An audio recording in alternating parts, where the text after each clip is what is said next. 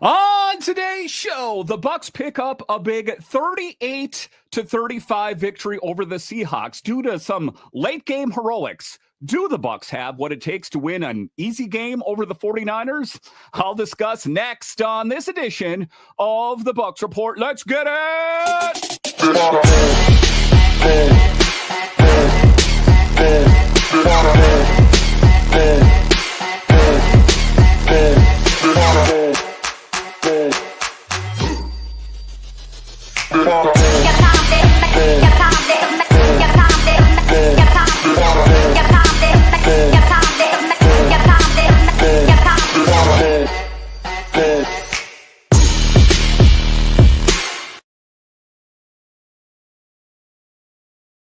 Well, hello and welcome into this edition of the Bucs Report, part of the Bucs Report podcast network. I'm so glad you decided to join me today. As always, this podcast is free and available on all the major platforms. You can find us online. It's at bucsreport.com. And the best way that you can help with this show is to subscribe to the Bucs Report on YouTube and comment anything down below. So in this edition of the Bucs Report, we talk about the injured Bucs as they prepare to take on the 49ers. It just seems to be the theme that follows this roster the entire season, that there's injuries and then new injuries added to it.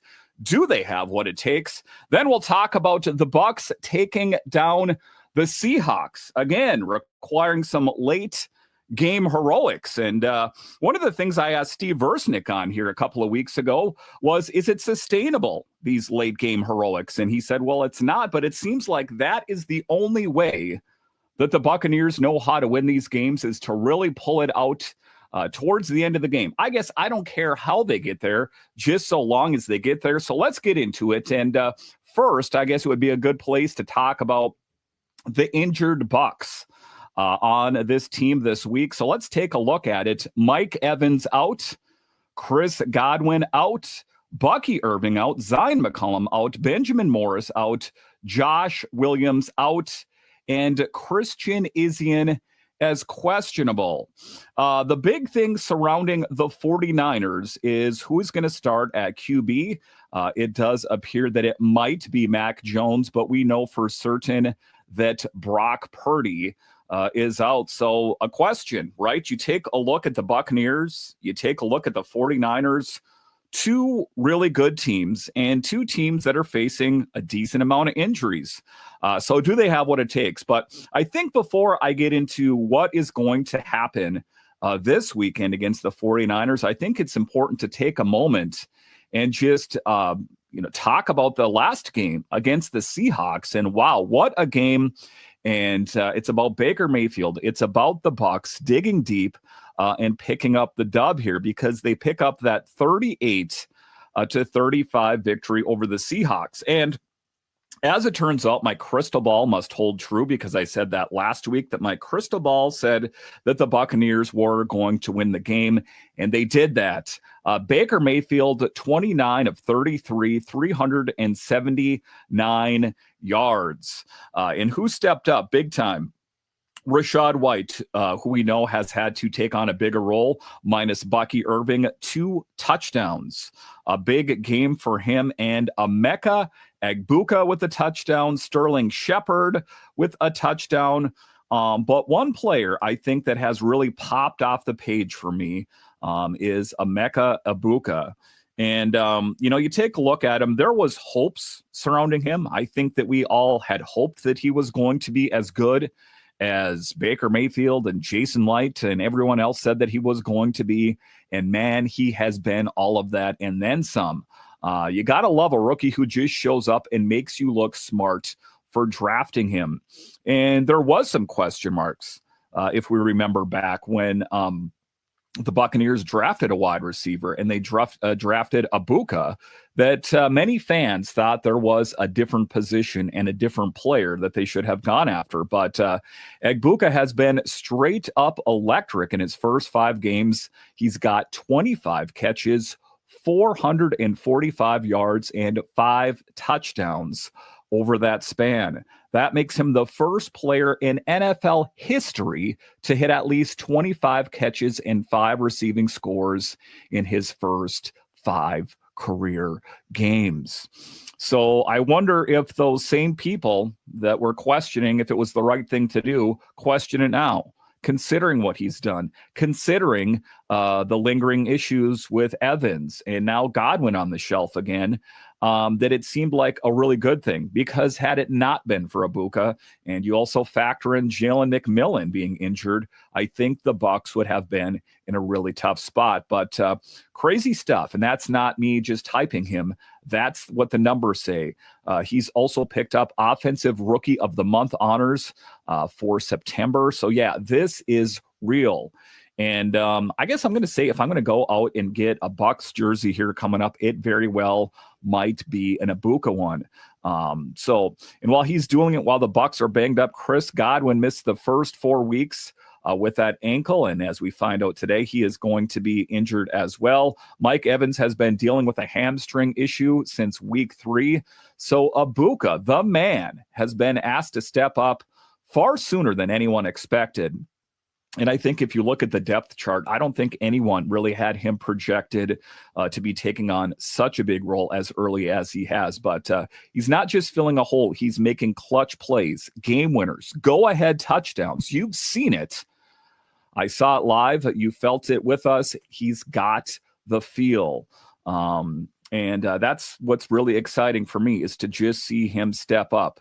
And when I say I saw it live, that very often I don't get a chance to see the games live. But in this opportunity, I was able to catch the games live. To be completely honest with you guys, I have NFL Plus. So generally 9 times out of 10, I have to wait for the games to conclude. But when you take a look at him, a short play-by-play recap of the Seahawks game, Baker found him when it mattered. Egbuka torched Seattle's secondary for 163 yards in that matchup. That 38-35 shootout reminded me when the Bucs are healthy enough on offense, they can hang with anybody. But health has been a problem. It is kind of the story of the Bucs this year. You saw Tristan Wirfs. That was kind of, the big one to start the season. And how are they going to be able to rally around him out of the lineup? And then Godwin, which we knew who was going to be out. And then in the preseason, Jalen McMillan, they just continue to find a way to keep getting it done. The one thing that is very apparent to me is that you do not want to poke the bear. And who is the bear that I'm talking about? I am talking about Baker Mayfield. I'm talking about the shenanigans in the tunnel before he went out onto the field. Like, look at the score at halftime, and then we'll see. That you don't want to provoke Baker Mayfield if you are the opponent. And Tristan Wirfs had talked about it as well. He said Tristan Wirfs had some interesting things to say about the heckling and Baker Mayfield getting trash talk. He broke it down like this: the noise, the chirps, it can get you into it. But the way he framed it makes me think this team is brushing it off and using it as fuel. And that's important. You want your locker room to be locked in, not rattled. And from the sound of it, Wirfs is that kind of guy. Steady, physical, not going to let the noise change the plan. And if you want exemplification of that, it's the late game heroics. I think that if you were less of a quarterback mentally and your team was down by a deficit in a lot of the games this season, that you would fold. Like, we're out of it. I almost think that Baker Mayfield thrives in those situations, that if it was a blowout, he wouldn't know how to handle himself, that he thrives under stressful situations. Now, look, Baker has taken his lumps in public opinion. He's also been making plays. The whole team's personality is starting to show. We see a group that's not going to fold under pressure. They actually kind of thrive in that chaos. Which is a weird thing to say, but it's true. You saw it against Seattle. You saw clutch moments from Egbuka. The right chemistry is there. The grit, we're seeing it start to develop. So again, before you think about poking the bear there, you better think again, because like I said, Baker Mayfield is the kind of guy that thrives in those situations. But final thought on that, the team is in a real moment. We have a rookie tearing it up. We have a schedule window to make moves. We have a locker room that seemed to respond to heat instead of folding. And if you're a Bucs fan, you should be cautiously excited. Don't go overboard, but feel good that we've earned that right now, that, it has gone down to the wire in a lot of games, but the Buccaneers have continued to remain victorious and against, some quite great odds, I guess I'm going to say. And when I say great odds, I know that in the preseason, more people had kind of come around on the Bucs, thinking that they're going to be a better team, but they've had big setbacks in the injury department, more than I've seen in years before. So that really speaks to the depth of this team. It also speaks to the masterclass at the draft. Just to marvel at Egbuka. I mean, I'm going to just be honest with you in your heart of hearts. Where would the Buccaneers be right now had they not had Egbuka? I know there was Sterling Shepard in there, right? And other options. And I'll talk about some of the other options that the Bucs do have. And then what lies ahead on Sunday as the Bucs prepare to take on the 49ers. I'll discuss straight ahead.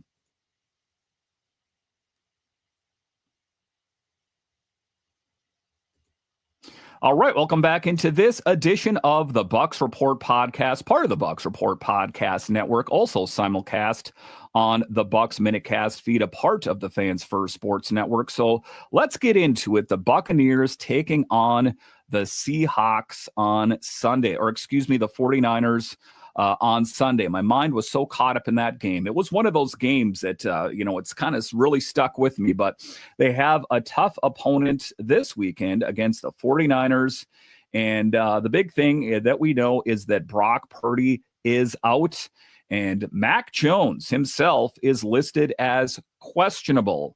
So there's real uncertainty at the QB position for San Fran. That changes how you defend them and what kind of pressure package that you run. For the Bucs, yeah, I know that there is, a pretty decent amount of pregame prep. I guess I'm going to say probably comparable to any other team around the NFL. But I think knowing the quarterback, knowing their strengths, knowing their weaknesses is, of course, important. But Brock Purdy, Mr. Irrelevant, that we know for sure that he is going to be out. But to the Tampa Bay Buccaneers back end and Antoine Winfield Jr., my man, this is a guy that is a game changer for the Bucs. And when he's in the lineup, he's very noticeable. He makes a huge impact. And when he's injured, you definitely feel his absence. And Winfield is the kind of safety who can erase chunk plays and flip the field with turnovers. If he's making plays over the top, the 49ers just can't run deep and breathe. That's the defensive X factor. He has to be the playmaker in the back. So, we hear about the injured players. Having Antoine Winfield Jr. in the mix is going to be a part of the Buccaneers' success on Sunday. You can book that for sure. Now, the 49ers will create explosive plays even when banged up. They've been hitting big completions this year, so don't sleep on their passing game just because Purdy is out.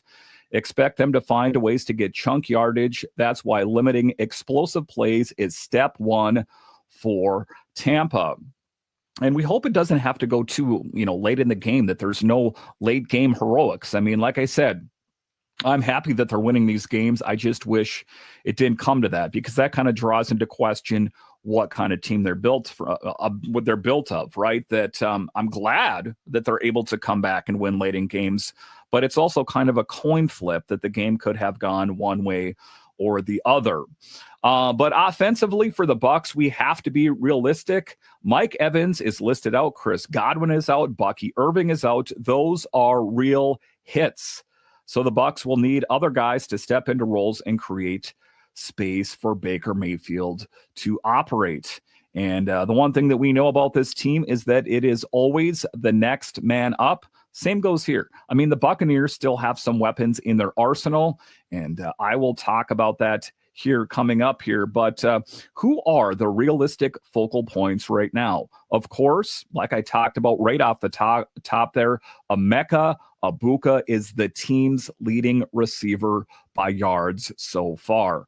Whatever we do, by all means, we must protect this man because, I think that the Buccaneers have found a way to rise above minus Evans, minus Godwin, minus McMillan. But that would be a really tough blow if a guy like Egbuka got injured. So like I said there, we must do whatever we have to do to keep that guy safe and healthy. But use him in a lot of ways. Get him in space. Let him run after the catch. And another name as well, Tez Johnson is a rookie who will see more snaps. Sterling Shepard, yes, I still am a fan of Sterling Shepard, even though I get goofed and dunked on by a lot of people like Sterling Shepard. What year do you think this is? He has been an excellent option, a reliable, steady Eddie for the Buccaneers. And not to go unmentioned as well as Cade Otton will be involved in the intermediate game. And the backs, Rachaad White especially, have to be playmakers in the passing game. Those are your go-to pieces with Evans and Godwin out. So despite the fact that Godwin's out, and to be clear here, when he was in, he wasn't at 100%. Will we see a Chris Godwin at 100% this season? I'm not entirely sure. And you take a look at Mike Evans, who has had a history of hamstring issues.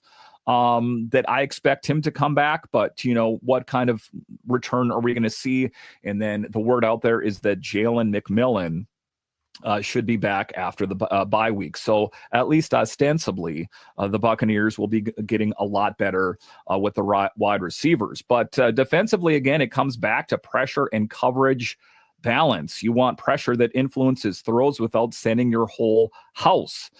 You want coverage that keeps Winfield available to make game-changing plays. Again, circle Winfield's name. Know it. He is going to make an impact. That's the high level. So a recap here is there is quarterback uncertainty for San Fran. Winfield as the X factor for Tampa Bay. Bucs offense will lean on Egbuka. The backs and the quick game concepts with Evans and Godwin out. That is the matchup picture. All right, so coming up here after the break, we'll talk about who the next man and who the next men up for the Buccaneers will be. I'll discuss straight ahead.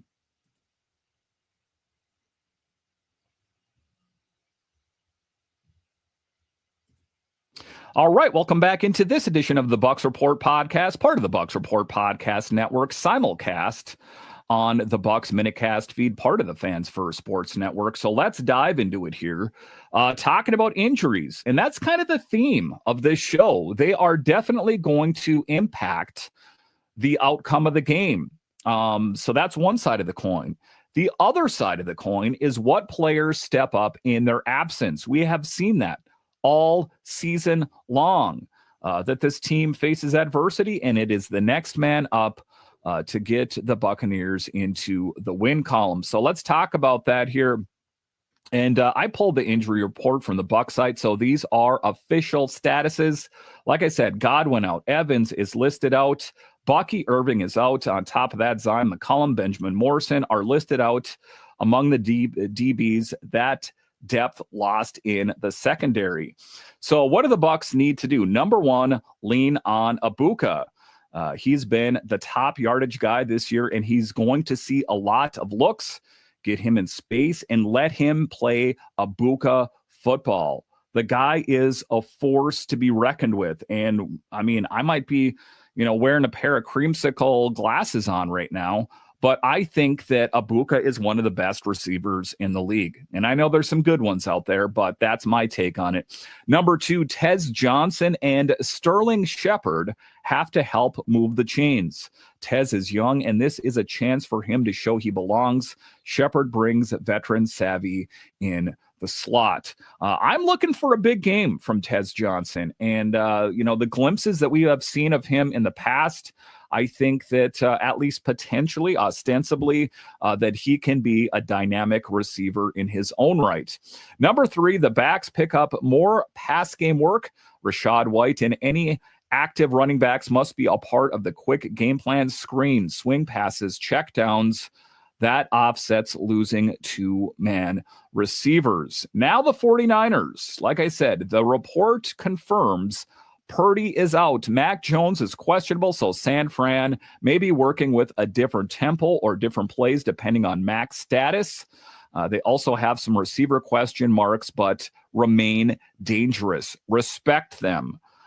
That's the one thing that I want you to underline there. Coaching adjustments you should expect. Todd Bowles will probably simplify early, short completions, run to set up play, use pre-snap motion to get mismatches. On defense, he'll look and try to keep Winfield clean so he can make the splash plays. That's the short practical plan. But players to watch for, like I said, Antoine Winfield Jr., defensive playmaker. He is the one who can change a game with a turnover. Emeka Egbuka, team receiving leader. Expect him to be targeted early and often. Tez Johnson, next man up. Important week this weekend. And that's the injury reality. You cannot pretend those names aren't missing. That the Buccaneers, of course, would be better with Godwin, with Evans, with McMillan in the mix. They're not. And the Buccaneers are not in a unique position. There are a lot of teams around the NFL that are dealing with these kind of issues. Not an easy thing. So let's next talk about how the Buccaneers need to win these games. And like I said, I would like a game that's, and I know this is a lofty goal considering their opponent, but I would like, at least in this game, for them to be able to win it where it doesn't have to come down to the wire here. But one of the big keys here is limit explosive plays. San Francisco still gets chunk completions when banged up. Make them earn yards. Keep Winfield clean over the top. Force 49ers to drive. Key to win the turnover battle. This is obvious, but it matters even more when your roster is patchwork. Short fields beat long drives. Be aggressive and smart on defense. Protect the football on offense. Key 3, create playmakers in space. Use quick passes, screens, motion, RB targets, and tight end concepts.